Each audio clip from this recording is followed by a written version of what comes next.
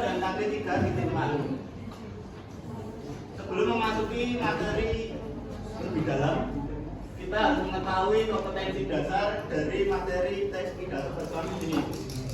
Untuk KD yang pertama yaitu KD 3.3 yang berisi mengidentifikasi gagasan, pikiran, pandangan, arahan, atau pesan dalam pidato persuasif tentang permasalahan aktual yang didengar dan dibaca.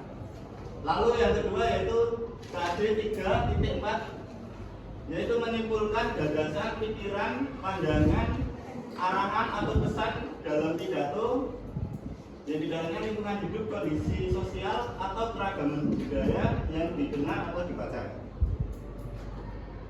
Selanjutnya, tujuan dari pembelajaran teks pidato persuasif ini yaitu siswa diharapkan dapat mengidentifikasi gagasan, pikiran, pandangan, arahan, atau pesan dalam pidato.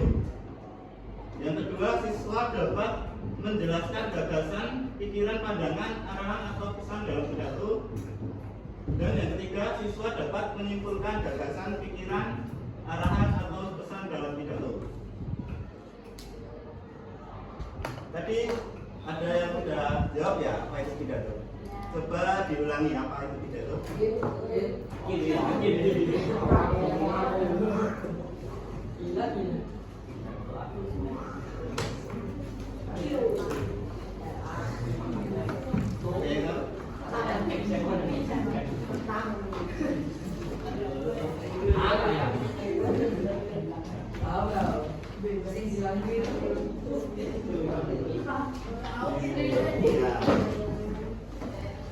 Untuk mempersingkat saja, pidato adalah sebuah uraian dengan metode tertentu yang berisi pengetahuan dari seseorang kepada khalayak umum.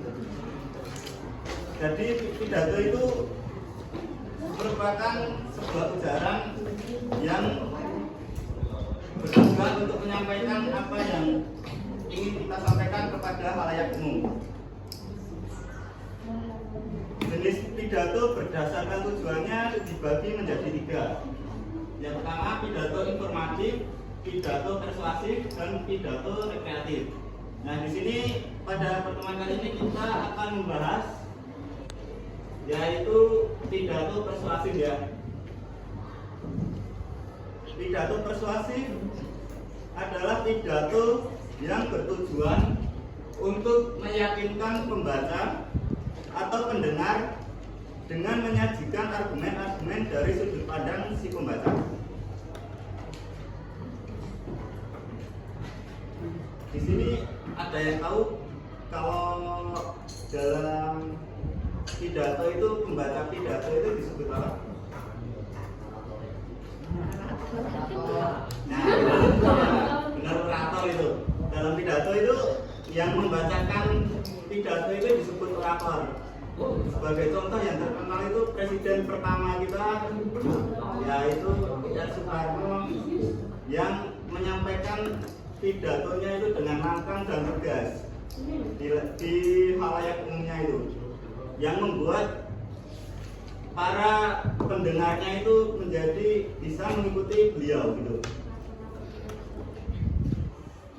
Nah, pada pidato persuasif ini merupakan bagian dari teks eksposisi.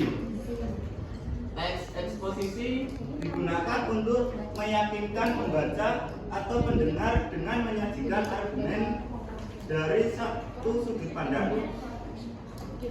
Tentunya kalian sudah pernah dapat materi teks eksposisi ya? Itu pada kelas berapa ya? Kelas 8 ya?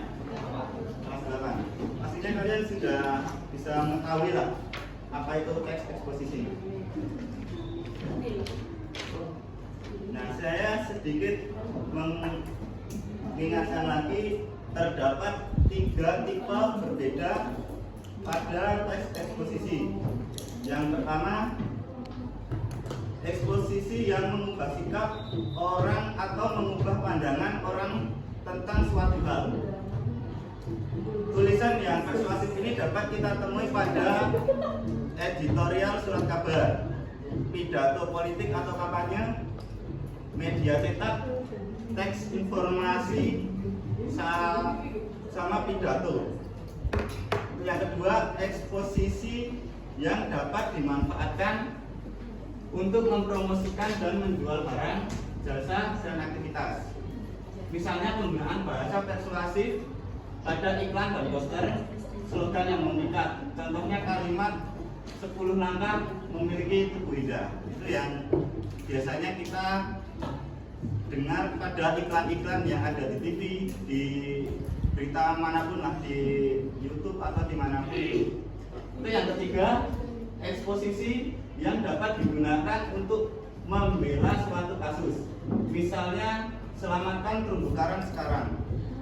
Itu memiliki tujuan untuk menyelamatkan terumbu karang yang dirusak oleh mungkin para nelayan atau jangkar-jangkar dari kapal-kapal besar yang ada di laut gitu. Atau mungkin ada contoh itu lindungilah hutan lindung.